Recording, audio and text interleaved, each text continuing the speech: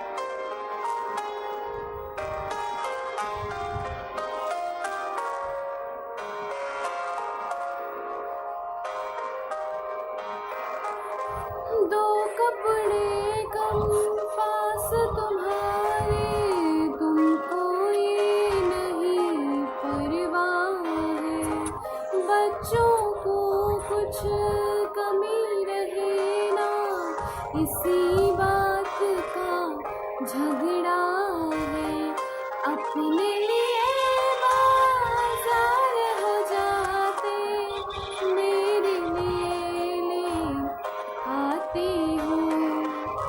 पापा खुद सब सहते हो, हमसे कुछ नहीं कहते हो। दुख हो चाहे सुख हो तुम्हारी, आँखें नम नहीं होती है। दिल से निकलती मेरे लिए दुआएं कम नहीं होती है।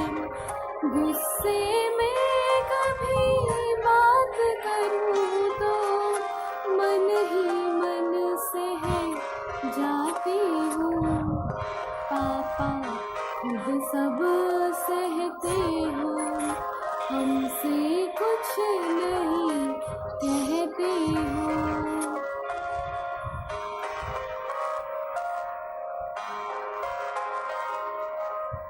है मालूम कि मेरे खातिर तुम जा भी दे सकते हो।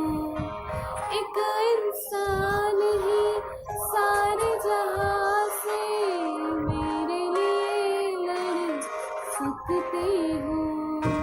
मेरी तरफ एक आँच भी आए तो खुद आगे आ जाते हो। पापा खुद सब सहते हो, हमसे कुछ नहीं कहते हो। Thank you guys for watching this video. If you like this video, please like, share and subscribe it, and happy Father's Day again.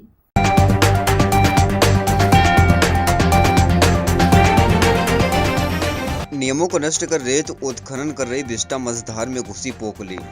देश दुनिया में जनमानस जब जिंदगी से जद्दोजहद कर स्वयं और परिवार को कोरोना के काल में महामारी से बचाने में जुटा है, वहीं जिले में बालू बेचने का जिम्मा लिए बिस्टा प्राइवेट कंपनी रात दिन रेत उत्खनन करने में लगी है। जहां जान भर की गाड़ियां रेत लेने पहुंचती हैं और अपने साथ संक्रमण सहित जाने कौन कौन सी आफत छोड़कर चली जाती है, जिसे जिला प्रशासन जायज ठहराते हुए अपनी इत्तसिरी कर लेता है। मई में बिस्टा का शुरू हुआ विनाशकारी रेत उत्खनन कार्य 15 जून जाने के बाद भी बंद होने का नाम नहीं ले रहा है, जबकि 15 जून एनजीटी की वो जायज तारीख है जब किसी भी तरह का वैध और अवैध उत्खनन पूर्णतः प्रतिबंधित हो जाता है। बावजूद बिस्टा प्राइवेट कंपनी को किसी कानून कायदे का जरा भी भय नहीं है, इसलिए तो कंपनी अभी भी नदी की बहती धार से रेत निकासी करने में जुटी हुई है। नदियों को नालानुमा करके उसकी मुख्य धारा को मोड़कर कंपनी कैसे भी करके नदी की गहराई निसंकोच रेत निकालती है और अधिकारी आंख बंद कर कान में तेल डालकर अनजान बने हुए हैं। गणेशपुर, देवरी, सालिया सहित सभी गांवों के गरीब जनता जब रोजगार और रोजी रोटी के लिए इधर उधर भटक रही है, तब उनके अपने ही खनिज संसाधनों का सामने मशीनों से निकाला जाता है, वह मनमाने मोल से बेचा जाता है। फिर भी जनप्रतिनिधि व जन सेवक की जिम्मेदारी लिए लोग चुपचाप सब देख रहे हैं।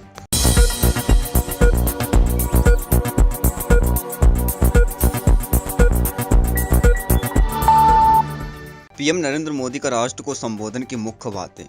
एक सजग नागरिक के रूप में हम परिवार और समाज के रूप में एकजुट होकर आगे बढ़ेंगे। हम प्रयास करेंगे घर पर योग और परिवार के साथ योग को अपने जीवन का हिस्सा बनाएं। हम जरूर सफल होंगे, हम जरूर विजयी होंगे। पीएम नरेंद्र मोदी, हमारे यहाँ कहा गया है कि युक्त आहार विहारस्य युक्त चेष्टस्य कर्मसु युक्त स्वप्रा व बोधस्य योगो भवति दुखा, अर्थात सही खान पान, सही ढंग से खेल कूद, सोने जागने की सही आदतें और अपने काम अपने कर्तव्यों को सही ढंग से करना ही योग है।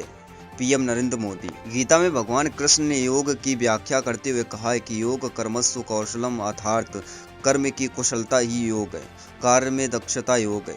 पीएम नरेंद्र मोदी। पूरे देश में 4 महीने का अनाज भेजने के ऑर्डर हुए जारी, एफसीआई को दी गई जिम्मेदारी।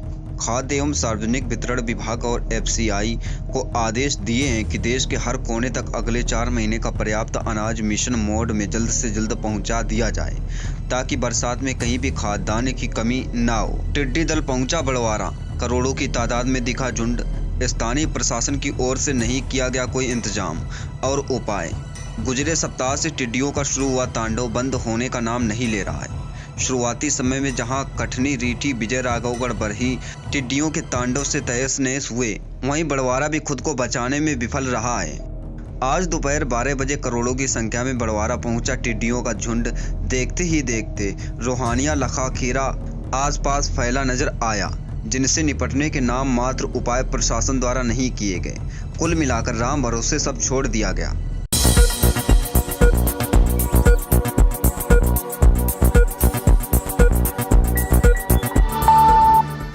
बड़वारा में सीसी रोड निर्माण पर घटिया मटेरियल लगाया जा रहा है। बड़वारा तहसील में सीसी रोड का निर्माण कार्य 1,25,00,000 की लागत से 500 मीटर रोड निर्माण कराया जा रहा था, जिस पर ठेकेदार द्वारा मनमानी ढंग से कार्य कराया जा रहा है। बगैर बेस डाले रोड निर्माण कार्य कराया जा रहा है, जिस पर घटिया सीमेंट गिट्टी डाली जा रही है। ग्रामवासियों का कहना है कि बगैर रोलर चले कार्य किया जा रहा है। रोड निर्माण का विरोध जनता द्वारा किया गया, मगर ठेकेदार की मनमानी से कार्य किया जा रहा है। जब बुलंद आवाज इंडिया से PWD अधिकारियों कमलेश तिवारी से बात की, तो अधिकारी ने भी गोल मटोल जवाब दिया एवं मिट्टी के ऊपर गिट्टी सीमेंट डालकर कार्य किया जा रहा है। इस रोड पर 80 टन के हाईवा निकलते हैं।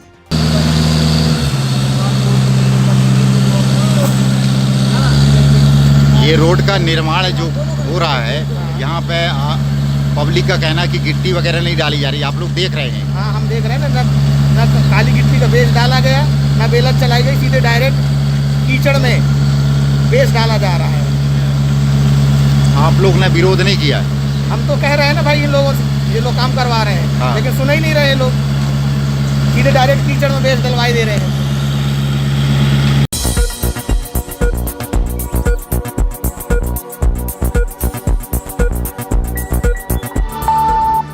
बरही तहसील क्षेत्र के खेतौली की नदी से खुलेआम हो रहा रेत का उत्खनन अधिकारी नहीं दे रहे ध्यान। बरही तहसील के खेतौली चौक के अंतर्गत ग्राम खितौली के करचूला घाट उड़ार नदी से रेत माफियाओं द्वारा दिन रात्रि सेटिंग से रेत निकाली जा रही है। बताया जा रहा है कि इनके द्वारा ट्रैक्टर से रेत निकासी की जा रही है। अधिकारियों को तमाम जानकारी होने के बाद भी ध्यान नहीं दिया जा रहा है। इस तरह का खेल सालों से चल रहा है, लेकिन कोई जांच, कोई कार्रवाई नहीं हो रही है। बरही थाना एवं तहसील रेत उत्खनन गढ़ जैसे बन गया है। गौरतलब है कि मात्र खितौली बस नहीं, बल्कि अन्य जगहों पर भी इसी तरह का खेल चल रहा है। बरही तहसील से महज 10 किलोमीटर दूरी पर सलैया, सिहोरा से भी बाहर के लोगों द्वारा मशीन लगाकर रेत निकाली जा रही। बड़ी बात यह है कि रात्रि 9 बजे से 10 बजे के बीच रेत उत्खनन के कारोबारियों का बरही बस स्टैंड के समीप जमावाड़ा लगा रहता। इनकी महंगी गाड़ियां आने का सिलसिला चालू हो जाता है। हैरान कर देने वाली बात यह है कि इसी बस स्टैंड से बरही थाना लगा हुआ है और पुलिस महकमा भी रहता है, लेकिन कोई कुछ नहीं बोलता है और ना ही चेकिंग की जा रही है कि कहां से गाड़ियां आ रही हैं, कहां जा रही हैं। इनका कोई हिसाब किताब नहीं है, सिर्फ दिखावटी के लिए जिम्मेदारी की उपस्थिति रहती है। सूत्र बताते कि रेत माफिया खुद ही बताते कि कोई चाह जितनी शिकायत करे, हमारा बाल बाका नहीं होने वाला है।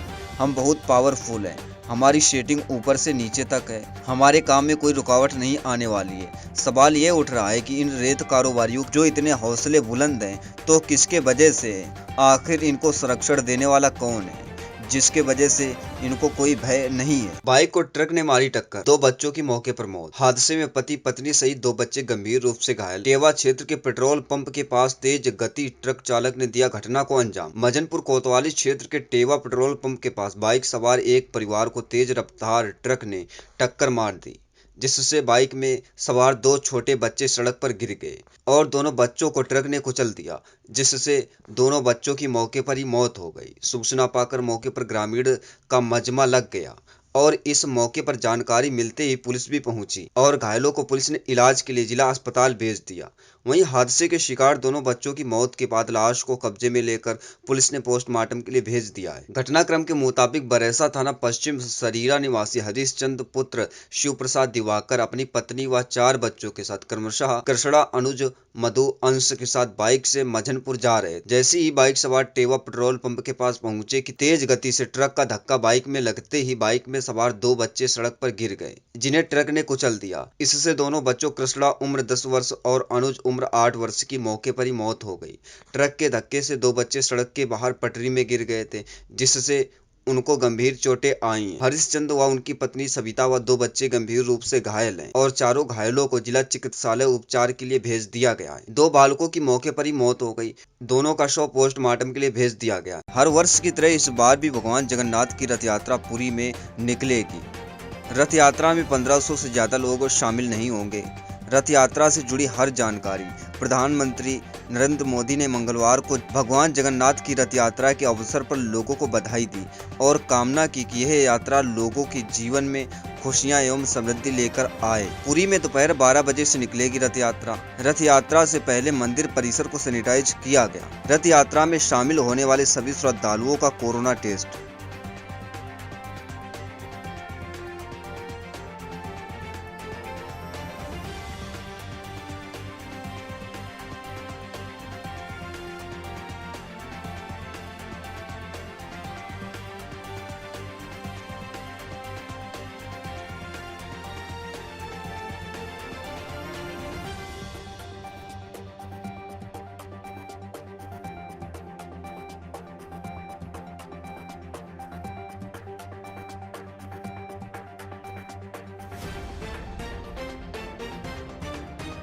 मझगवां रेल फाटक के पास एक्सीडेंट, मौके पर भी पति पत्नी की मौत की खबर।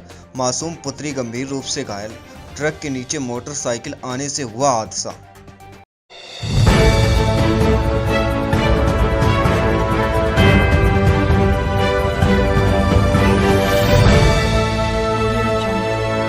कटनी से बड़वारा थाना क्षेत्र में पदस्थ राजस्व अधिकारी की पत्नी के साथ दुराचार करने का मामला सामने आया है, जिस पर पुलिस ने मामला दर्ज कर आरोपी युवक को हिरासत में लेकर न्यायालय में पेश कर दिया है। आजाद थाना प्रभारी राजेंद्र प्रसाद मिश्रा ने बताया कि जानकारी देते हुए बताया कि आरोपी बबलू वर्मा सिवनी जिले का रहने वाला है। बबलू वर्मा नायब तहसीलदार के ड्राइवर थे। जब नायब तहसीलदार की पत्नी ने कटनी के आजाद थाने में रिपोर्ट कराई थी, उन्होंने बताया था कि उनके साथ उनके ही कर्मचारी ने दुराचार किया है। इस मामले को गंभीरता से लेते हुए आजाद थाने के पुलिस ने आरोपी बबलू वर्मा के खिलाफ 376 के साथ अन्य धाराएं लगाकर गिरफ्तार कर कोर्ट में पेश किया। डीएसपी राजेंद्र प्रसाद मिश्रा द्वारा बताया गया कि आरोपी बबलू वर्मा को जेल भेज दिया गया। कोर्ट पर कायम किया गया था मुकदमा और उसमें आरोपी गिरफ्तार कर लिया है, उसको आज जेल भेज दिया। घटनास्थल शासकीय जो क्वार्टर है उसका नायब तहसीलदार का वहाँ है, उन्हीं घर काम करता था, कोई नहीं कर।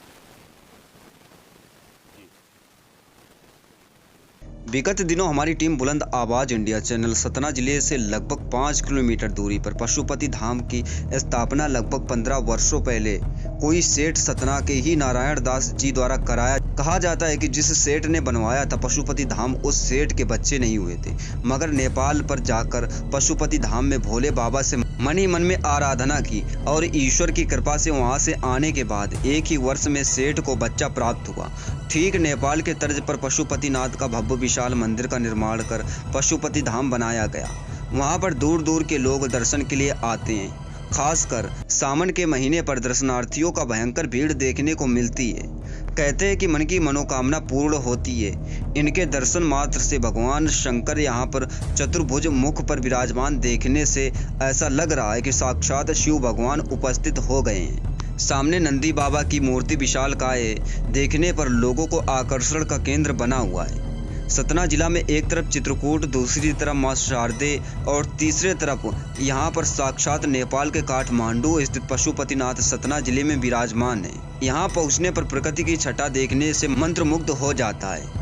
इस समय यहाँ पर आने जाने के लिए रोक लगी हुई थी, मगर पत्रकारों के लिए विशेष छूट के तहत दर्शन तथा वीडियोग्राफी के लिए अनुमति लेनी पड़ रही है। धन्य है सतना की धारा, जहां पर इतने महान भारत देश की संस्कृति की झलक देखने को मिल रही है।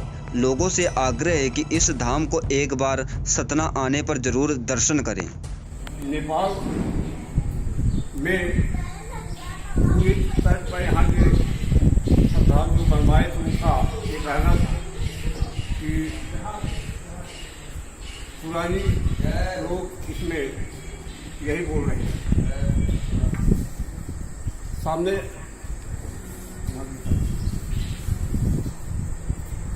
सामने स्पष्ट रूप से भोले बाबा जी के जो है 4 रूपों में देखा जा रहा है। सर्व है अपने भारत देश की में अपार श्रद्धा लोगों को श्री शंकर भोले बाबा जी के ऊपर रहती है। यहाँ की प्राचीन सभ्यता है। सतना जिला के आसपास चित्रकूट मैहर परम धाम यहाँ पे है और तीसरा धाम यहाँ पे अभी 10-5 साल पहले बनाया गया है। मैं कैमरामैन से अपने थोड़ा नज़दीक से जा करके आप चारों तरफ दर्शन के लिए किया जाए। आइए इधर हमारी गाड़ी बैठे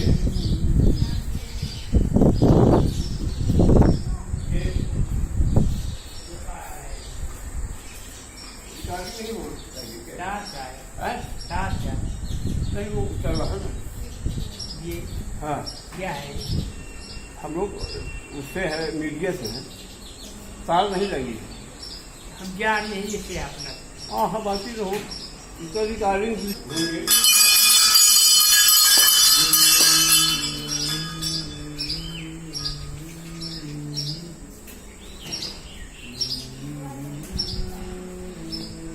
भोले बाबा जी की तस्वीर भी दिखाई दे रही है। अच्छा पुजारी जी आपसे कुछ पूछना चाहते हैं। ये कितने दिन होगा लगभग ये यहाँ पे भगवान गुजराती भोले बाबा ये तो हो गया कम से कम संख्या में इनकी प्राण प्रतिष्ठा है। ये किसने कहा? ये नारायण दास मौर्य ने कराया 5-6 लोग। ये नेपाल जो नेपाल काठमांडू है वही उसी के रूप यहाँ पे किया गया। बिल्कुल नेपाल का है। हाँ। लगभग कितने साल हो गए इसको? ये लगभग हो गया कम से कम जो है 14 साल तक। 14 साल। आपका नाम क्या है? मेरा नाम तो भोलेनाथ का है, राम शंकर। मैं भी यहाँ 13 कितने साल आपको हो गया? 13 साल। यहाँ पे बहुत दूर दूर के लोग दर्शन करने ऐसा लगता है कि आते हैं। अरे हम लोग भी अचानक बड़ी गाड़ियाँ रुक हम लोग जाती भी चित्रकूट गए थे। अच्छा। तो भगवान की कृपा थी हम लोग भी यहाँ दर्शन किए। बहुत अच्छा लगा हम लोगों को। खासकर प्राकृतिक सुंदरता बहुत अच्छी लगी। अपने यहाँ की आज शक्तियों में भोले बाबा की इतिहास इसके विषय थोड़ा आपको जानकारी दीजिए जिसका लोगों को पशुपतिनाथ का अर्थ होता है। हाँ जब द्वापर युग में श्री के युधिष्ठिर जो है तो यज्ञ कर रहे थे तो उन्होंने कहा तुम्हें ये हत्या कर दो। तुम्हारे यहाँ तुम यज्ञ करोगे मतलब तुम जो है यज्ञ करोगे कौन तुम्हारे यहाँ खाएगा? मार काट पहले 3 छोटी दर्शन। तो जब वो 5 पांडव दर्शन करने गए शंकर जी हत्यारे को कोई देखना थोड़ी पसंद करता। शंकर जी अपना रूप को छिपा लिया और वो भी देव तो जो है तो शंकर जी जब भीम इस पहाड़ में पैर रखा उस पहाड़ में पैर रखा तो जब रखे तो सर पशु निकल रहे थे तो शंकर जी जो है तो बगल से जाने लगे तो पूछ पकड़ लिया देखने तो वो हो गया केदारनाथ। आश्चर्य निकला नेपाल उसी का नाम पशुपतिनाथ धाम। बेटा धाम 5 है नेपाल धाम बद्रीनाथ। समझ में ऐसा आ रहा है कि भारत की संस्कृति जो पुराने समय में बहुत लंबी थी। ये नेपाल हो चाहे आपका अफगानिस्तान हो बहुत दूर दूर तक अपनी संस्कृति बिखरी हुई आज सीमित हो चुकी है। आज भी अवशेष देखने को मिलता है चारों तरफ विदेशों में। तो आपसे हमको बहुत अच्छा लगा। भगवान के दर्शन सर्वे आशीर्वाद भवन्तु सुखिनः सर्वे सन्तु निरामया सर्वे भद्राणि पश्यन्तु नाथ। सभी लोग सुखी रहे सभी लोग कल्याण हो किसी को भी। अगर भैया ये निवेदन ये करना चाहते हैं मैं इधर उधर से जानकारी हमको मिली जो यहाँ पे स्थापना करवाए कुछ इनकी कहानी स्थापना की है क्या? देश आदमी बोलता है। नहीं मेरा निवेदन है कि पशुपतिनाथ जो नेपाल में बैठे वही बैठ गए भोले बाबा। और दूसरी बात यहाँ ऐसा स्थान है आप होता है कि जो भी दर्शनार्थी यहाँ आता है और जो मन में इच्छा होती है वो भगवान भोले बाबा पूर्ति करते ये करना मेन बात। और यहाँ पर जो है सावन आने वाला है, इतनी भीड़ चालू होगी, इतनी भीड़ चालू होगी जिसकी कोई सीमा नहीं। और वैसे तो सरकारी में हर जगह भीड़ होती है, लेकिन यहाँ विशेष तौर पर भीड़ है। धाम 5 है, बद्रीनाथ में, ये जो है पशुपतिनाथ, गया धाम। अच्छा, यहाँ पे सरकारी व्यवस्था और नहीं है कोई? जैसे मान लीजिए ज्यादा भीड़ हो गई, इस समय महामारी चल रही, पुलिस वाले आ जाए। अच्छा कभी आ जाते रात को? यहाँ पर पुलिस वाली व्यवस्था रहती है, प्रशासन की व्यवस्था रहती है। अच्छा, ये तो हमारी बस्ती वाले यहाँ खड़े जाते, यहाँ खड़े जाते। वही है कि डिस्टेंस का पालन हो, तंत्र ये जो इस समय चल रहा है, जो इस समय चल रहा है तभी तो बंद रहा भैया जी की ही परसों पूरे तो 8 तारीख से पूरे एमपी में यही है। हाँ। माता शारदा का भी अभी पूरा यहाँ की पूर्व में भी आप बताएं पूरा है, लेकिन उसको हम जो है वो व्यवस्था बना करके जैसे गवर्नमेंट की नियम है उसी के अनुसार चलो और हम लोग समझा देते हैं कि बेटा अगरबत्ती बाहर लगा दो, नहीं ये भैया लोग बाहर ठीक है, बहुत बहुत आप आते रहिए। हम बिल्कुल मैं इसको चैनल आपसे निवेदन है, यही एक व्यक्ति के मिलने से मन खुश हो जाता है, और एक व्यक्ति के मिलने से लगता है कि कहाँ से आ गए। मैं कमरे में था, 4-6 लोग पहुँचे, मंदिर बंद हो गया था, कह पुजारी जी हमको प्यास लगी, तो एक बाल्टी पानी रखा था, मैंने बाल्टी निकाल दिया, लोटा रखा। अरे सबसे बड़ी बात है, तू पता नहीं कहाँ से लोग आ रहे, पानी पी ले। तो अपनी यहाँ की संस्कृति हवाई चलना अपने यहाँ की संस्कृत है, ये अपनी संस्कृति। हाँ, विदेशों में ये चीज कहाँ मिलेगी भाई? ये तो महानता है अपने देश। हाँ, और दूसरे देशों में नहीं है। चलिए आगे बढ़िए, ठीक सर्वे भवन्तु सुखिनः। ये टीका लगवा ली। सतना में 5 साल की बच्ची से हुए दुष्कर्म के मामले में कमलनाथ ने ट्वीट कर राज्य सरकार से की मांग। सतना जिले के डुडहा गांव में एक 5 वर्षीय मासूम बालिका के साथ दुष्कर्म की हैवानियत भरी घटना घटित हुई। प्रदेश में मासूमों से हैवानियत की घटनाएं निरंतर घटित हो रही हैं। शिवराज सरकार इनकी रोकथाम को लेकर कड़े कदम उठाए। सरकार पीड़िता मासूम के इलाज की पूरी व्यवस्था करे, परिवार की हर संभव मदद करे व दोषी आरोपी पर कड़ी से कड़ी कार्रवाई करे। कमलनाथ, पूर्व मुख्यमंत्री सुधाकर त्रिपाठी, बुलंद आवाज इंडिया, जिला सतना, रामपुर बघेलान संवाददाता।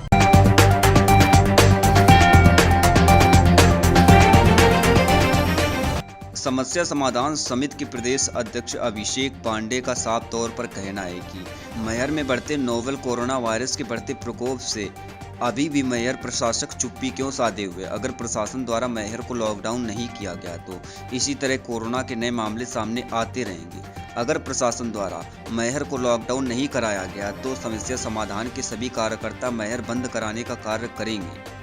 मेरा शासन प्रशासन से अनुरोध है कि मैहर को लॉकडाउन जल्द से जल्द कराया जाए। कब ना निकलेगा वो, वहाँ फंस जाएगा, वो निकल जाएगा, क्या निकल जाएगा, ना निकल पाएगा। सोहावल नदी में लगा लंबा जाम, 2 किलोमीटर दूरी से 2 घंटे के ऊपर हो रहा है जाम रेगांव मोड़ से सीतापुरा तक जाम। देश में कोरोना संक्रमण के मामले बढ़कर अब 3,20,922 हो गए हैं। 24 घंटों के दौरान यहाँ कोविड-19 के 11,929 नए मामले दर्ज किए गए। कोविड-19 से जान गंवाने वाले लोगों की संख्या अब तक 9,000 से भी ज़्यादा हो गई है। नई दिल्ली, देश में कोरोना महामारी रोज नई चुनौतियां पैदा कर रही है। इसकी रोकथाम को लेकर जारी तमाम कोशिशों के बावजूद संक्रमण के आंकड़े थमने का नाम नहीं ले रहे हैं। रोजाना सामने आ रहे नए मामले एक नया रिकॉर्ड बना रहे हैं। जिस रफ्तार से यहाँ संक्रमण बढ़ रहा है उसे देखते हुए इससे इनकार नहीं किया जा सकता कि आने वाले समय में चुनौतियां और गंभीर होंगी। गहराते संकट के बीच आज गृह मंत्री अमित शाह एक अहम बैठक करने जा रहे हैं, जिसमें खास तौर पर दिल्ली में हालात की समीक्षा की जाएगी। प्रधानमंत्री नरेंद्र मोदी ने लद्दाख में भारत चीन सेनाओं के बीच हुई हिंसक झड़प पर बयान दिया। चीन से लगी सीमा पर हमारे सैनिकों के बलिदान को व्यर्थ नहीं जाने देंगे, पीएम मोदी। भारत शांति चाहता है लेकिन उकसाए जाने पर जवाब देने में सक्षम है, पीएम मोदी। नई दिल्ली, लद्दाख की गलवान घाटी में चीन के साथ हुई हिंसक झड़प में शहीद हुए 20 जवानों पर प्रधानमंत्री नरेंद्र मोदी ने चीन को कड़ा संदेश दिया। पीएम ने कहा कि मैं देश को भरोसा दिलाना चाहता हूं कि हमारे जवानों का बलिदान व्यर्थ नहीं जाएगा। हमारे लिए भारत की अखंडता और संप्रभुता सर्वोच्च है और इसकी रक्षा करने से हमें कोई नहीं रोक सकता है। भारत शांति चाहता है, लेकिन भारत उकसाने पर हर हाल में यथोचित जवाब देने में सक्षम है। देश को इस बात पर गर्व होना है कि हमारे दिवंगत शहीद मारते मारते मरे हैं। देश के लिए इन जवानों ने दिया सर्वोच्च बलिदान। मां भारती के 20 सच्चे सबूतों के नाम: कर्नल वी संतोष बाबू हैदराबाद, नायब सूबेदार नाथुराम सोरेन मयूरभंज, नायब सूबेदार मनदीप सिंह पटियाला, नायब सूबेदार सतनाम सिंह गुरदासपुर, हवलदार के पलानी मदुरई, हवलदार सुनील कुमार पटना, हवलदार विपुल राय मेरठ, नायक दीपक कुमार रेवा, सिपाही राजेश औरंग वीरभूमि, सिपाही कुंदन कुमार ओझा साहिबगंज, सिपाही गणेश राम कांकेर, सिपाही चंद्रकांता प्रधान कंधमाल, सिपाही अंकुश हमीरपुर, सिपाही गुरविंदर संगरूर, सिपाही गुरतेज सिंह मनसा, सिपाही चंदन कुमार भोजपुर, सिपाही कुंदन कुमार सहरसा, सिपाही अमन कुमार समस्तीपुर, सिपाही जय किशोर सिंह वैशाली, सिपाही गणेश हंसदा ईस्ट सिंह भूमि। गलवान हिंसा सीमा पर तनाव कम करने की पहल भारत चीन के विदेश मंत्रियों ने फोन पर की बात। नई दिल्ली। लद्दाख की गलवान घाटी में हिंसा के बाद सीमा पर उपजे तनाव को कम करने की कोशिश शुरू हो गई है। बुधवार को भारत और चीन के विदेश मंत्रियों के बीच फोन पर बातचीत हुई। समाचार एजेंसी ANI की रिपोर्ट के मुताबिक विदेश मंत्री एस जयशंकर ने अपनी चीनी समकक्ष यांग के साथ पूर्वी लद्दाख की स्थिति पर बातचीत की। समाचार एजेंसी PTI के मुताबिक वांग ने जयशंकर से कहा कि भारत और चीन को अपने शीर्ष नेताओं के बीच बनी सहमति का अनुसरण करना चाहिए। बता दें कि गलवान घाटी में हुए खूनी संघर्ष में भारत के 20 जवान शहीद हुए हैं। इस संघर्ष में चीन की सेना को भारी नुकसान पहुंचने की बात भी कही जा रही है। पुलिस करेगी सुशांत सिंह राजपूत की कथित दुश्मनी की जांच। महाराष्ट्र के गृह मंत्री अनिल देशमुख ने दिया आदेश। सुशांत सिंह राजपूत की आत्महत्या के मामले की पुलिस जांच कर रही है। महाराष्ट्र के गृह मंत्री अनिल देशमुख ने इसमें जांच के आदेश दे दिए हैं। सुशांत सिंह राजपूत के परिजनों को किसी पर शक नहीं है। मुंबई। सुशांत सिंह राजपूत की आत्महत्या की पुलिस जांच कर रही है। पोस्टमार्टम रिपोर्ट में साफ हो गया है कि उनकी मौत फांसी लगाने से हुई है। अब महाराष्ट्र के गृह मंत्री अनिल देशमुख ने कहा है कि पुलिस इस मामले में दुश्मनी के एंगल से भी जांच करेगी। गलवान घाटी में हुई हिंसा के बाद भारत और चीन के बीच तनाव नए स्तर पर पहुंच गया है। अमेरिका का कहना है कि वह इस हिंसा के बाद दोनों देशों के हालात पर नजर बनाए हुए है। अमेरिकी विशेषज्ञों ने कहा कि चीनी सेना की आक्रामक गतिविधियों पूरे क्षेत्र के लिए खतरा है। वाशिंगटन। अमेरिकी विदेश मंत्रालय ने कहा कि अमेरिका पूर्वी लद्दाख में भारत और चीन की सेनाओं के बीच हुई हिंसक झड़प के बाद स्थिति पर करीब से नजर रख रहा है और वह उम्मीद करता है कि विवाद को शांतिपूर्ण ढंग से हल कर लिया जाएगा। विदेश मंत्रालय के एक प्रवक्ता ने कहा कि वास्तविक नियंत्रण रेखा पर भारत और चीन की सेनाओं के बीच हालात पर हम करीब से नजर रखे हैं। उन्होंने कहा कि भारतीय सेना ने घोषणा की है कि उसके 20 सैनिक मारे गए हैं। हम उनके परिजन के प्रति संवेदना व्यक्त करते हैं। अमेरिकी विशेषज्ञों ने माना है कि चीन सेना की गतिविधियां पूरे क्षेत्र के लिए खतरा हैं। 10वीं और 12वीं के छात्र बची हुई बोर्ड की परीक्षा न देने का विकल्प चुन सकते हैं। प्री बोर्ड या स्कूल में हुई परीक्षाओं के आधार पर उन्हें अंक दिए जाएंगे। छात्रों को 22 जून तक अपने संबंधित स्कूलों में इसकी जानकारी देनी होगी। CICSE बोर्ड के 10वीं और 12वीं के छात्र बची हुई बोर्ड की परीक्षा न देने का विकल्प चुन सकते हैं और प्री बोर्ड या स्कूल में हुई परीक्षाओं के आधार पर उन्हें अंक दिए जाएंगे। कोविड-19 के बढ़ते मामलों के मद्देनजर एक अभिभावक ने अदालत में परीक्षाएं रद्द कराने की मांग करते हुए याचिका दायर की थी, जिसके जवाब में बोर्ड ने बम्बई उच्च न्यायालय के समक्ष सोमवार को यह प्रस्ताव दाखिल किया।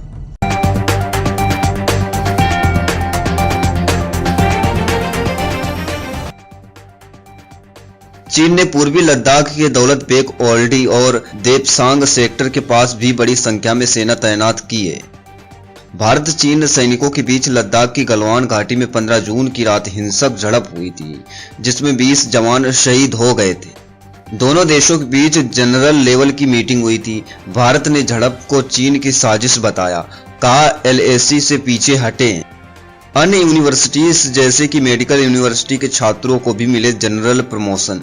NSUI ने उठाई आवाज। NSUI जिला महासचिव अंशुल सिंह के माध्यम से प्रदेश के लाखों छात्रों द्वारा मेडिकल यूनिवर्सिटी के कुलपति जी को मुख्यमंत्री के नाम ज्ञापन सौंपकर मेडिकल के सभी छात्रों को भी जनरल प्रमोशन का लाभ मिले, जैसे अन्य विश्वविद्यालयों के छात्रों को जनरल प्रमोशन दिया गया है, मेडिकल यूनिवर्सिटी के छात्रों को भी दिया जाए। यह मांग की गई। इस संदर्भ में अंकित वासुदेव, शुभम बोहित, तरवेज कुणाल, पतले जीमत, मंसूरी निधि श्रीवास्तव, श्रद्धा यादव, शामली सैनी के साथ अन्य छात्र उपस्थित रहे। जैसा कि सिर्फ प्रदेश को ही नहीं पूरे देश को विदित हो कि जिस मेडिकल विभाग के लाखों डॉक्टर और छात्र अपनी जान की परवाह किए बिना कोरोना महामारी से लड़ रहे हैं, उन्हीं छात्रों को प्रदेश की सरकार ने जनरल प्रमोशन से वंचित कर दिया है, जिससे समस्त मेडिकल विभाग के छात्रों में आक्रोश और निराशा व्याप्त है। कोरोना महामारी के चलते मेडिकल के छात्रों के 16 महीने से अभी तक एग्जाम नहीं हुए हैं और न ही अभी किसी परीक्षा का पता है। ऐसे में परीक्षा से रिजल्ट आने तक 2.5 साल का सत्र हो जाएगा, जिससे छात्रों को कोर्स बहुत पीछे हो जाएगा। प्रदेश के लाखों जूनियर डॉक्टरों ने चेतावनी दी है कि अगर मेडिकल के छात्रों से भेदभाव का रवैया अपनाया गया और अन्य छात्रों के जैसे मेडिकल के छात्रों को जनरल प्रमोशन नहीं दिया गया तो प्रदेश के समस्त जूनियर डॉक्टर सामूहिक रूप से इमरजेंसी ड्यूटी से लौट आएंगे।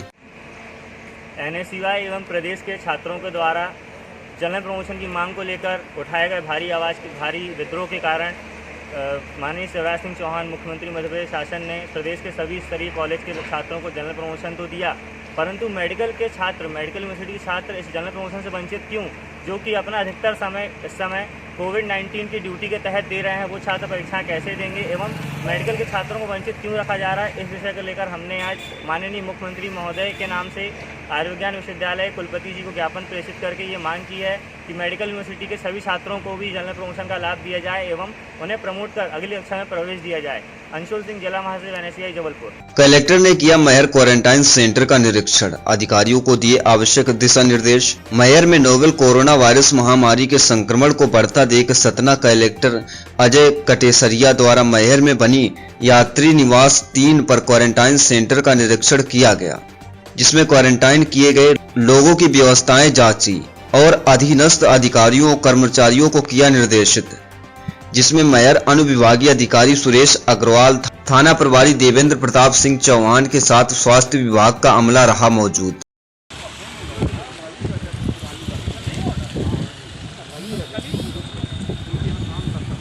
बिहार में बिजली गिरने से 83 लोगों की मौत। बिहार में आधिकारिक जानकारी के अनुसार बिजली गिरने से 83 लोगों की मौत हो गई है और वहीं उत्तर प्रदेश में 24 लोगों की मौत हो गई है।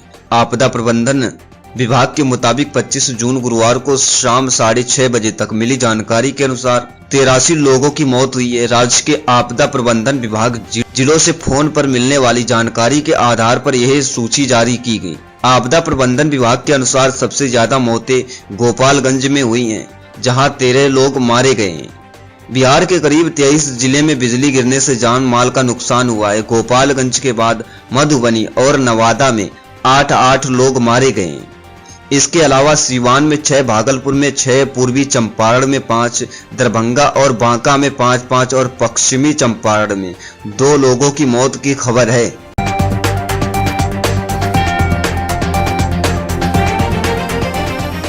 रामनगर क्षेत्र के जिगना गांव में बिना सुरक्षा उपकरण के विद्युत कार्य कर रहे बुद्धसेन पटेल विद्युत कर्मी की करंट से मौत।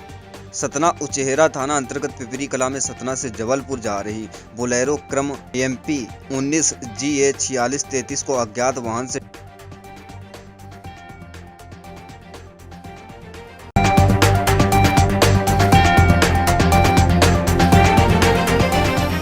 बड़वारा सामुदायिक स्वास्थ्य केंद्र के खंड चिकित्सा अधिकारी डॉक्टर अनिल झमनानी से कोरोना व मध्य प्रदेश शासन द्वारा संचालित कोरोना जांच अभियान समेत अन्य चिकित्सकीय परामर्श प्राप्त किया गया।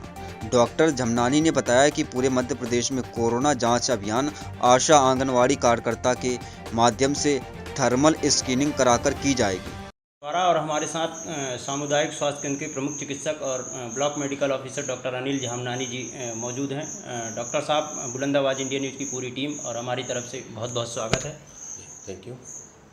सर जैसा कि अभी 4 महीने का ये पूरा पीरियड था, कोरोना काल था और अभी भी कंटिन्यू है, तरह तरह के पेशेंट अलग अलग जगह से निकल के आ रहे हैं। उस संदर्भ में अभी क्या आप बड़वारा को लेकर कैसी फीलिंग्स महसूस कर रहे हैं? विगत 4 महीनों से जब से कि ये कोरोना महामारी फैली हुई है, हमारे पास जैसे कि अपन सर्वविदित है कि पूरे इंडिया में केसेस बढ़ रहे हैं, मध्य प्रदेश में भी कुछ बढ़े हैं, लेकिन अब मुझे ऐसा प्रतीत हो रहा है कि जितने भी सर्दी खांसी के पेशेंट्स हैं उसकी स्क्रीनिंग, जैसे माननीय मुख्यमंत्री जी ने एक योजना लागू की है 1 जुलाई से, जो कि चालू होगी किल कोरोना के, जिसमें हमें बुखार के, सर्दी और खांसी के मरीजों को घर घर जा कर के स्क्रीनिंग करना है। सामुदायिक स्वास्थ्य केंद्र बड़वारा के अंतर्गत हमारे 21 दल ऐसे तैयार हैं जो कि 1 जुलाई से आशा आंगनबाड़ी के साथ मिल करके प्रत्येक घर में विजिट करेंगे और ऐसे संदिग्ध मरीजों की सूची तैयार कराएंगे और उनके आगे के इन्वेस्टिगेशन कराएंगे। इस पूरे पीरियड में क्या कोई टाइमलाइन भी तय की गई है कि इतने दिन में? ये 1 जुलाई से लेकर के 15 जुलाई तक इस कार्यक्रम को लगभग पूरा करना है और इसमें हमारे 21 दल गठित किए गए हैं। उनमें कौन कौन शामिल होगा उन दलों में? उन दलों में हमारी ANM, आशा, आंगनबाड़ी कार्यकर्ता और उसके ऊपर सुपरविज़न के लिए सुपरवाइजरों को नियुक्त किया गया। सर अगर पैरामीटर्स की बात की जाए, वो तमाम इंस्ट्रूमेंट जो कहीं ना कहीं ये सर्दी और खांसी, इनमें क्या क्या शामिल होगा? इनमें सबसे पहले तो हम उनको थर्मल स्कैनर दे रहे हैं, SpO2 मशीन दे रहे हैं। मलेरिया के, चूँकि मलेरिया के सीज़न भी शुरू हो गया है, पानी बारिश हो गई है, तो मलेरिया की जांच करने के लिए रैपिड किट्स दी जा रही हैं उनको। डेंगू के बारे में जो लक्षणों के बारे में बताया जा रहा है, यदि इस तरह के पेशेंट मिलते हैं तो सामुदायिक स्वास्थ्य केंद्र बड़वारा में भेजे जाएंगे। यदि कोरोना का कोई संदिग्ध मरीज़ मिलता है हमें, तो हम उसका कोरोना का टेस्ट अब बड़वारा में ही करते हैं। इसी परिपालन में अभी तक हमने पिछले लॉकडाउन से अभी तक के हमने करीब 44 सैंपल कोरोना के लिए हैं। ईश्वर की कृपा है कि वे 44 के 44 अभी निगेटिव आए हैं। आज भी हमने 4 सैंपल लिए हैं, उनको ICMR जबलपुर भेजा है। सर चूँकि आप एक डॉक्टर हैं, अभी पतंजलि की प्रयोगशाला में कोरोनिल करके एक दवा विकसित की गई है बाबा रामदेव की तरफ से, वो दवा मार्केट में जैसे ही उतरी है तरह तरह की अलग अलग विरोधाभास की आवाज़ें उठने लगी हैं, उस संदर्भ में आप क्या कहेंगे? कोरोनिल समाचार पत्रों से, समाचार से मुझे भी सूचना प्राप्त हुई है। इसके संबंध में जितनी भी गाइडलाइन है वो तो केंद्र सरकार, मध्य प्रदेश सरकार या ICMR ही निर्धारित करेगी कि वे इफ़ेक्टिव हैं कि नहीं है। सर उसके अंदर जो चीज़ें सबमिट की गई हैं उस दवाई को बनाने में, बतौर डॉक्टर आप क्या मानते हैं, क्या वो कारगर हो सकती है कोरोना के मरीजों के लिए? देखिए, आयुर्वेदिक कुछ दवाओं से इम्यून सिस्टम को बढ़ावा तो मिलता है, यह बात तो सही है, क्योंकि ऐसा देखा गया है कि कुछ दवाइयों से कार्टिसोल हार्मोन्स जो होता है वो रिड्यूस होता है, और जैसे कार्टिसोल हार्मोन्स थोड़ा सा कम होता है तो शरीर की इम्यून सिस्टम बढ़ती है। पर ये प्रैक्टिकली महामारी के टाइम पे ऐसा दवाओं का वो कराया जाना मुझे भी थोड़ा सा। सर अगर बड़वारा की बात की जाए, प्रॉपर सामुदायिक स्वास्थ्य केंद्र की बात की जाए, चूँकि यहाँ आप एक वरिष्ठ अधिकारी के ऊपर रूप में तैनात हैं, तो हम अंतिम छोर पे बैठे उस व्यक्ति की या वहाँ तक हम कैसे अपनी मॉनिटरिंग करते हैं, इस संदर्भ में आपने क्या पूरी प्रक्रिया अपनाई? हमारे क्षेत्र के प्रत्येक गांव के, कस्बे के एक एक हितग्राही तक हमारी आशा और आंगनबाड़ी कार्यरत है। हमने प्रचार प्रसार के माध्यम से, आशाओं के माध्यम से और जिस तरह से IC कर सकते थे मैक्सिमम हमने की है। और यदि ऐसा कोई भी मरीज जिसको कि तेज़ बुखार आ रहा है, गले में सूखी खांसी आ रही है या सांस लेने में तकलीफ़ हो रही है, ऐसे मरीज को हमें तुरंत चिन्हित करके हम जांच कर रहे हैं। सर पिछले दिनों मध्य प्रदेश हेल्थ मिनिस्ट्री के पास रेबीज जो कुत्ते के काटने पे या किसी भी बिल्ली, कुत्ते आदि जानवरों के काटने पे जो इंजेक्शन दिया जाता था, उन तमाम इंजेक्शनों की पूरी तरह से हर हॉस्पिटल में कमी आ गई थी। वो अब रेबीज क्या अभी उपलब्ध हो पा रहा है? जी हाँ, बीच में कुछ समय पे हमारे पास रेबीज इंजेक्शन उपलब्ध नहीं हो पा रहे थे, पर अब शासन के द्वारा रेबीज इंजेक्शन उपलब्ध कराए जा रहे हैं और हितग्राहियों को लगाए भी जा रहे हैं। पर्याप्त मात्रा में स्टॉक की बात करें? जी हाँ, शुरुआत तो हो गई है ना, जैसी जैसी डिमांड है वैसे हमें मिलता जा रहा है।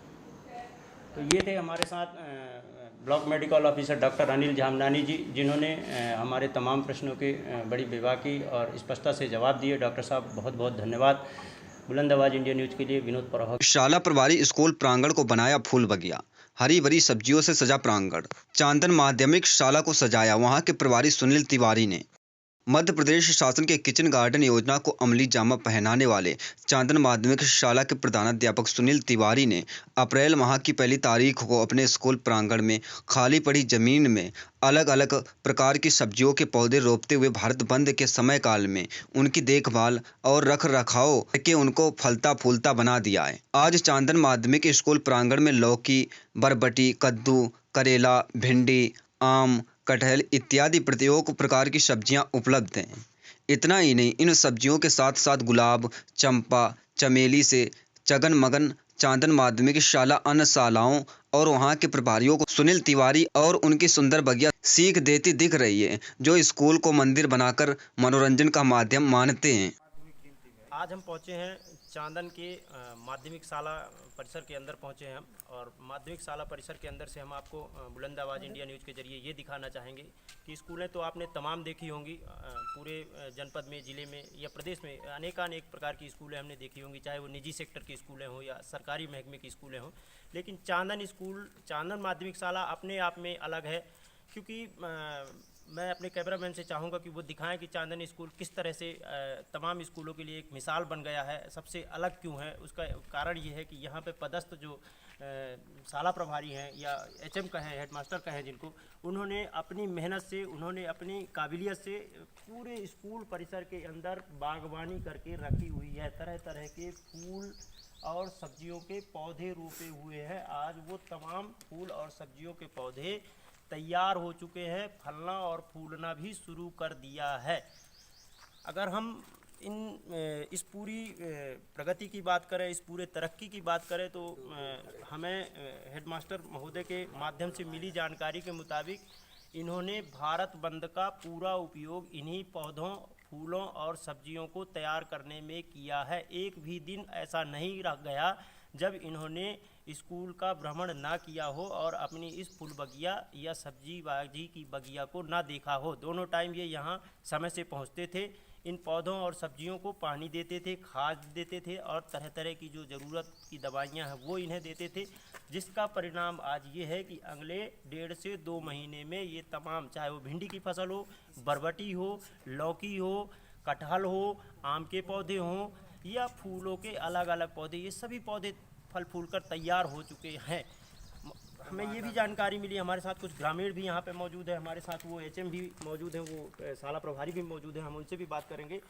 सर, ये मन में कैसे विचार आया कि आपने स्कूल को एक अलग ही रूप दे दिया, कहना चाहिए एक सब्जी भाजी की बगिया ही बना के रख दिया? ये सबसे पहले आप लोगों को नमस्कार और बहुत बहुत धन्यवाद देना चाहूँगा कि आखिर आप लोग आए इस ग्रामीण कटनी के सबसे बाहरी गांव, किनारे गांव, दूरस्थ जंगल में गांव के लिए आप लोग आए। मैंने देखा कि पूरे भारतवर्ष में जब लॉकडाउन हो गया है तो मैंने सोचा कि मैं अपने क्या करूं, मैं चूँकि यहीं में गांव में ही मैं मुख्यालय बना के रहता हूं, तो मैंने दोनों टाइम अपना पूरा समय स्कूल में दिया। और 1 अप्रैल के दिन मैंने पूरी ये लौकी, भिंडी, करेला, तरोई, रेरुआ, बरबटी, कई तरह की सब्जियां जो होती है मैंने 1 अप्रैल के दिन लगाया। और साथ में ही कई प्रकार के पौधे मैंने पिछले वर्ष गणेश जी के विसर्जन में लगाया था। 35 पेड़ मैंने पिछले वर्ष लगाए थे, जिसमें से मैं पिछले वर्ष भी गर्मी में अपने गांव गृहग्राम सतना जिला बकिया तिवरियान नहीं गया। पूरा पौधों को बचाने के 35 में 33 पेड़ मैंने जीवित कर दिए। इस वर्ष भी मैंने 20 पेड़ लगाए, जिसमें 20 में 20 जीवित कर दिए, जो आप लोगों के सामने दिख भी रहे हैं। और जो सब्जी क्या कमी क्या लगी आपको कि इस परिसर के अंदर तो आपने ये मोड़ अपना लिया, ये रास्ता बना लिया? जी, हमारा बिल्डिंग तो बहुत अच्छी थी, सब कुछ अच्छा था, लेकिन एक कमी यहाँ पर मुझे दिखती थी कि हरियाली नहीं थी। जैसे धूप हो जाती थी तो बच्चे इधर उधर वो होने लगते थे, तो मैंने सोचा कि इस परिसर को मैं यदि हरा भरा कर दूंगा तो ज़रूर ये है कि यहाँ पर एक सरस्वती का वास होगा, बच्चों का भी मन लगेगा, एक नई उमंग बच्चों में पैदा होगी। पौधों और सब्जियों को कहाँ से पानी देते थे? जी हाँ, ये जब पिछले वर्ष मैंने गणेश जी का विसर्जन था उस दिन मैंने शुरुआत की। मात्र हमारे यहाँ हैंडपम्प था तो पानी नहीं था, तो फिर मैं खुद बच्चों के साथ चलाता था। एक दिन 6वीं के बच्चों का नंबर, एक दिन 7वीं, एक दिन 8वीं, और मैं खुद लग जाता था और इस तरह पानी देता था। और फिर जब गर्मी आई तो बगल से 400 फीट दूरी एक यादव जी का मकान है, धनीराम यादव जी हैं, उन्होंने देखा मेरी मेहनत तो उन्होंने बोले गुरुजी मैं पानी दूंगा, 200 फीट मेरी पाइप है और 200 आप ले लीजिए। तो फिर पूरी गर्मी में वहाँ से पानी लाता। तो आज क्या व्यवस्था है यहाँ इनको सींचने की? जी, मैंने थोड़ा थोड़ा जो कंटीजेंसी की राशि आती थी उससे जोड़ के मैंने समर्सिबल 1 HP डलवा दिया। कोई मद नहीं आया ऊपर से, मैंने कंटीजेंसी की राशि जोड़ कर 30,000 का समर्सिबल आपके इस कार्य में आपके बच्चे जो आपके विद्यार्थी हैं उनका क्या सहयोग है? विद्यार्थी का ये सहयोग था कि जो भी पेड़ पौधे हैं, जैसे छुट्टी हो जाती थी, मैं क्वार्टर चला गया तो विद्यार्थी चूँकि गांव के ही हैं तो वो खुद देखते थे, पौधों की रक्षा करते थे। गेट बंद रहता तो बाहर से देखते थे, खुद वो सुरक्षा एक बाहरी दृष्टि से करते थे। चूँकि एक चौकीदार तो सुना है आपने शाला प्रभारी महोदय का क्या कहना है कि ये जब ये पौधे इन्होंने पिछले साल लगाए थे तकरीबन 1 से 1.5 वर्ष पहले, तब यहाँ पानी की कोई व्यवस्था नहीं थी। ये यहाँ से दूर दूर से गांव के जहाँ भी हैंडपंप या बोरवेल्स हुआ करते थे वहाँ से ये पानी लाते थे, और जब वो पानी कंप्लीट नहीं हो पाता था, वो पानी तराई के काम में पूरा नहीं होता था, तब ये अपने बच्चों का भी पानी के लाने ले जाने के लिए थोड़ा बहुत बड़े बच्चों का उपयोग करते थे। इस तरह से इन्होंने अपनी इस पूरी फूल बगिया को, या यूँ कहे कि इस तरह के पौधों को तैयार किया है। और बाद में इन्होंने हमें ये भी बताया कि जब ये पूरी फूल बगिया तैयार हो गई तो इन्होंने थोड़े थोड़े पैसों को एकत्र करके कंटीजेंसी की जो राशि होती है स्कूल में उसे एकत्र करके, और फिर मैं अपने कैमरामैन से चाहूँगा कि वो दिखाएं आपको कि यहाँ पे इन्होंने खुद का एक बोरवेल्स भी लगाया है। वहाँ पे इन्होंने सबमर्सिबल पंप डाल के रखा है ताकि बेहतर ढंग से इन तमाम पौधों, सब्जियों और फूलों को पानी मिल सके। ये सबमर्सिबल पंप लगाया है इन्होंने, अपनी मेहनत और काबिलियत से इन्होंने ये सबमर्सिबल पंप लगाया है। तो हम उम्मीद करते हैं, हम आशा करते हैं कि चांदन में पदस्थ शाला प्रभारी महोदय की तरह ही अन्य स्कूलों के शाला प्रभारी या यूं कहें कि शिक्षक इनके इस अनुकरणीय प्रयास का कहीं ना कहीं उनके ऊपर असर होगा, उनको एक सीख मिलेगी, और आने वाले भविष्य में, आगामी भविष्य में वो भी इस तरह की सुविधाओं और हरी भरी बगिया से सुसज्जित शाला प्रांगण का निर्माण करेंगे। बुलंद आवाज़ इंडिया के लिए कैमरामैन राघवेंद्र सिंह के साथ विनोद परोहा की रिपोर्ट, बड़वारा। शराब दुकानों में सोशल डिस्टेंस की उड़ाई जा रही खुलेआम धज्जियां। सतना कलेक्टर के आदेश को दरकिनार कर रही शराब की बिक्री। राम बघेलान थाना क्षेत्र के अंतर्गत अंग्रेजी और देशी शराब की दुकानों में सैकड़ों की तादाद में लोगों का झुंड लगा हुआ है। यहाँ पर किसी भी प्रकार की सोशल डिस्टेंस का पालन बिल्कुल भी नहीं किया जा रहा है। साथ ही सारे शराब खरीदार बिना मास्क के नोवेल कोरोना वायरस जैसी महामारी को चुनौती देते नजर आ रहे हैं। देखा जाए तो शासन द्वारा अभी बीते समय में इतनी कड़ाई और शक्ति के साथ कोरोना वायरस महामारी से बचाव के लिए सख्त कदम उठाए गए थे, मगर अब शासन की वह शक्ति आबकारी विभाग पानी फेरता नजर आ रहा है। देखा जाए तो आबकारी विभाग द्वारा संचालित शराब दुकानों में अगर इसी तरह सोशल डिस्टेंस की खुलेआम धज्जियां उड़ाई जाएंगी तो आम व्यापारी भी उन्हीं की तरह कार्य करने का प्रयास करेंगे और हमारा सतना जिला भी फिर से कोरोना जैसी घातक बीमारी की चपेट में आने से बिल्कुल ही अछूता नहीं रहेगा।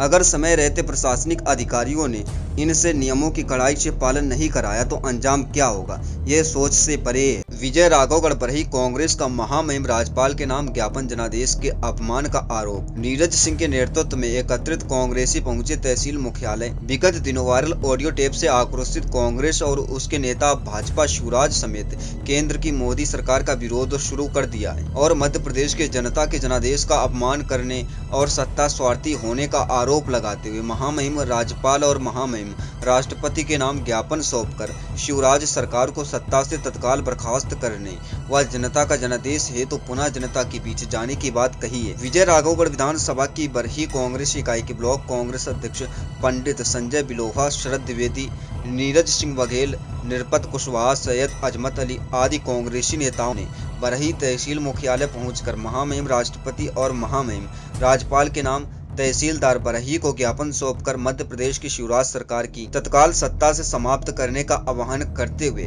माननीय उच्च न्यायालय से नीति संगत सरकार को पदस्थ करने की बात कही है। आदिवासी बस्ती की आबरू बचाने उतरा भाजपा युवा मंडल बड़वारा, सौंपा ज्ञापन।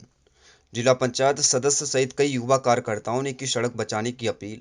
जिला पंचायत सदस्य धीरेन्द्र बहादुर सिंह सहित दर्जन भर युवा कार्यकर्ता आज तहसील मुख्यालय बड़वारा पहुंचकर बड़वारा तहसीलदार को ज्ञापन सौंपा और बताया कि किस तरह रेत उत्खनन कार्य कर रही है विस्टा कंपनी रोहनिया स्थित आदिवासी मोहल्ले की सड़क से बड़े बड़े हाईवा और भारी वाहनों का परिवहन करती है, जिससे सड़क की सांसें टूट रही हैं। साथ ही वहां से आदिवासी और उनके बच्चों की जी जान का खतरा बना रहता है। इसलिए शीघ्र ही इन भारी वाहनों और हाईवे का परिवहन रोककर अन्य किसी वैकल्पिक मार्ग से इन्हें निकाला जाए, जिससे रोड के साथ लोग भी सुरक्षित रह सकें। पिछले कई दिनों से रेत को लेकर कई राजनेताओं ने ज्ञापन, आंदोलन, अनशन इत्यादि सब किया है, बावजूद कोई असर नहीं होता दिख रहा है। अधिकारी आने वाले प्रत्येक ज्ञापनदाता की समस्या सुन तो लेते हैं, पर कार्रवाई के नाम पर रत्ती भर भी कदम नहीं उठाते हैं, जिससे रेत माफिया का मन दिन दुना रात चौगुना बढ़ रहा है।